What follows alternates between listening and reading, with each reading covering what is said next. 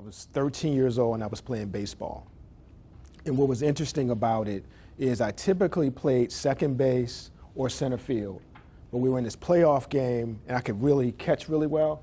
And they knew they were going to hit a lot of balls at shortstop, so they put me at shortstop. And my dad and my uncle were actually the coaches of the team. So we're actually going into the final inning, and we were winning like 5-9, right? 9-5, we were up. And something interesting happened, right? We knew they were going to get some kind of rally. They got one run, not a big deal. They got a few people on base. And then I started to make mistakes.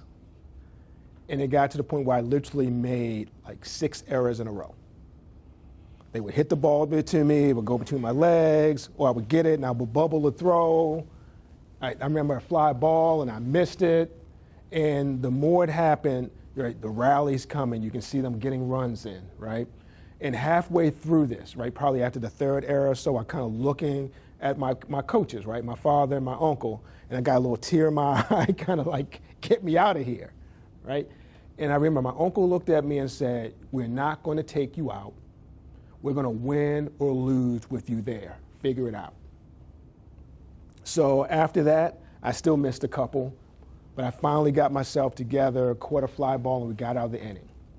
And at that point, the score was tied 9-9. I'm dejected. I'm walking off the field, still got a little tear in my eye.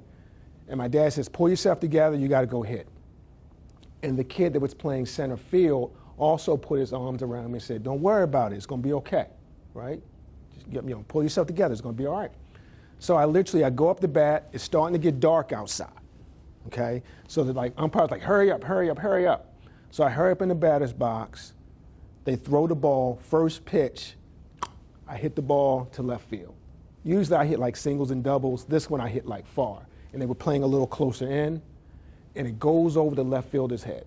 And at the time, I was pretty fast, and I started running around the bases. So I ran around first. I ran around second. And as I went past second, I could see the shortstop getting the ball, right, and ready to throw. And I knew he had a really strong arm. So as I'm rounding second, going to third, I'm looking, and I can see him begin to throw. And then when I get to third, I round third because my father said, go home. And I start the round. I get halfway down the third base line toward home, and I turn back, right?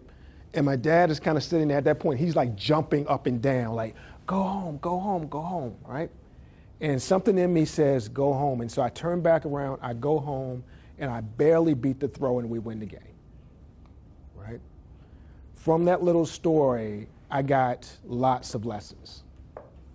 The first lesson is sometimes when you're playing out of position somewhere where you're not as comfortable, it's cool as long as things are going okay, right? But when things get a little tight and a little stressful and you're not comfortable, that's when you got to learn how to stick with it, even if you start to make mistakes, right? You got to compose yourself and stick with it. Second lesson I learned is you got to get people around you that are going to hold you accountable. Even when you think you want to run, you want to get people around you that go, you don't need to go anywhere. And my uncle for that moment was that person for me, right?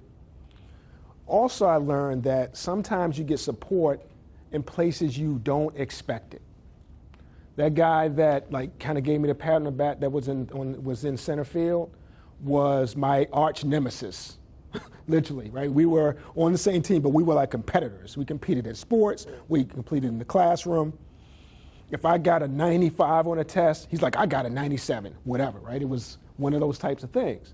But at that moment, he was the one that I would have thought would have been like, you messed up. But he was the one that encouraged me when I needed the encouragement, right? And then you need somebody as well that just gives you that little added push that believes in you.